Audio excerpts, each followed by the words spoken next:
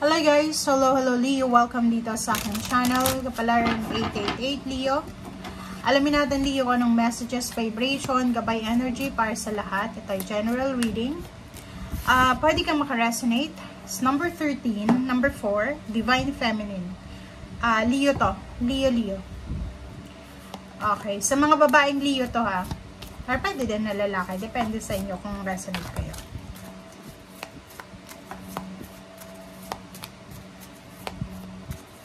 Okay. Leo. Okay, Leo. Napakaganda ng message nito eh. Tingnan nyo.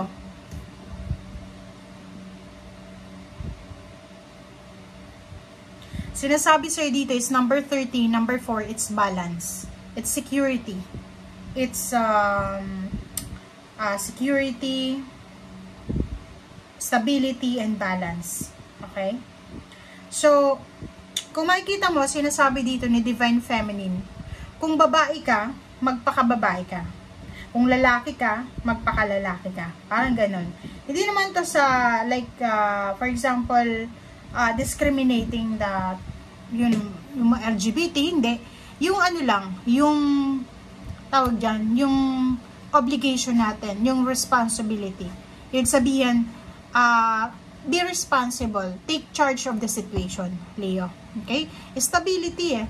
Sinasabi na siguro may mga imbalances ka na pinagdadaanan sa buhay mo na kailangan mong ayusin.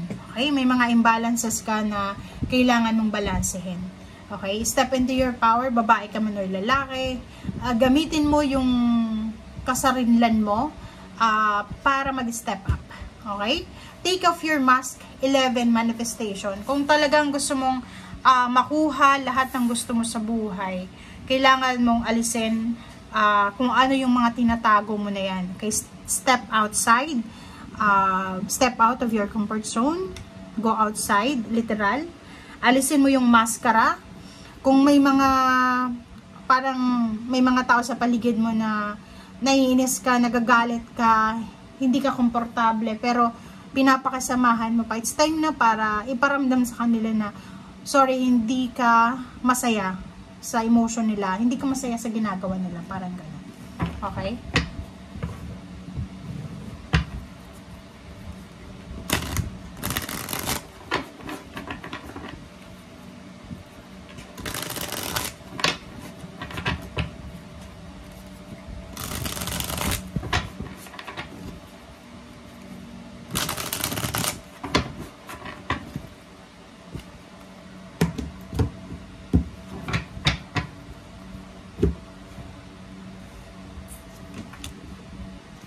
Okay, Leo. First two cards sa third deck natin is Two of Cups and Queen of Wands. Nakikita ko sir dito na siguro ano, marami kang pinagdaanan sa relationship. And isa sa mga pinagdaanan mo siguro is yung kulang ka sa freedom sa relationship. Siguro nakapag-asawa ka or nagkaroon ka ng relationship na medyo siloso-silosa, yung parang sinasakal ka. Diba? Yung parang feeling mo nasasakal ka. But dito sinasabi na isa sa mga possible na changes or full moon or pwedeng full moon energy or pwedeng accomplishment, achievements, or alam mo yun, magfu-full this full moon ng Leo sa energy mo is yung relationship. Posibleng makaramdam ka ng freedom, makaramdam ka ng kalayaan sa relationship. Kung dati pakaramdam mo sa loob ng relationship mo masyadong nasasakal ka sa relationship, stagnant, ngayon yung pakaramdam mo medyo free ka, malayang malaya. Okay. Okay, so good news din, Leo, kasi may 8 of Wands dito. Maraming balita, maraming communication na darating sa'yo. It's either love offer, it's either friendship offer, it's either chismis, balita, or any good news, or posibleng trabaho. So, be careful, kasi baka hindi, kung sa email to dumating, baka hindi mo masyadong mapansin, baka mapunta sa spam message. Kasi ito ay pwedeng offer ng job, or offer ng help, financially, or offer ng love life. So, comment down below if you resonated.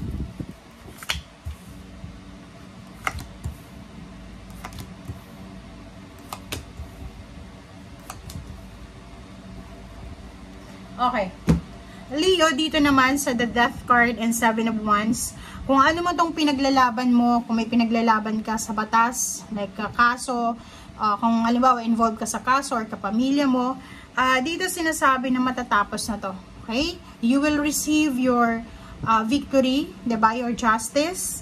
Seven of Wands, mananalo ka. Winner ka dito. Matatapos itong pinaglalaban mo.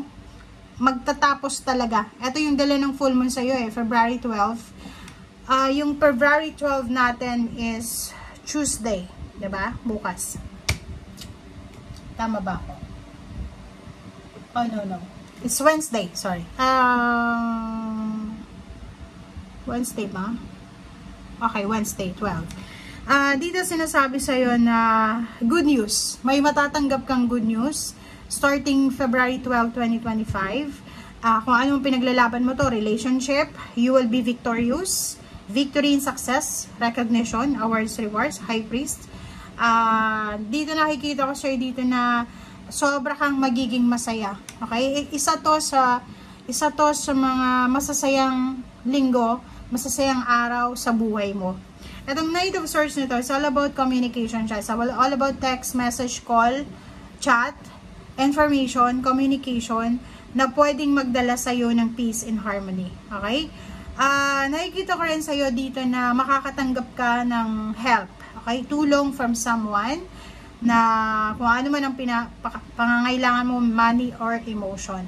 And Six of Wands, kung ano man tong pinaglalaban mo dito sa Seven of Wands, sinasabi dyan sa'yo na you will be victorious, you will get the power, empowerment, lalo doon sa mga may kasong pinaglalaban ha. Kung involved yung kapamilya mo, pagtatagumpayan mo ito. Okay? Yung justice ay papabor sa'yo. So, be careful kayo dito sa Eight of Wands and Knight of Swords.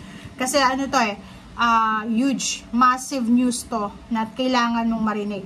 It's all about good news sa relationship, sa family life, sa trabaho, sa either recognition, rewards, awards, training, pwedeng lump sum of money, financial help from the government or from institution.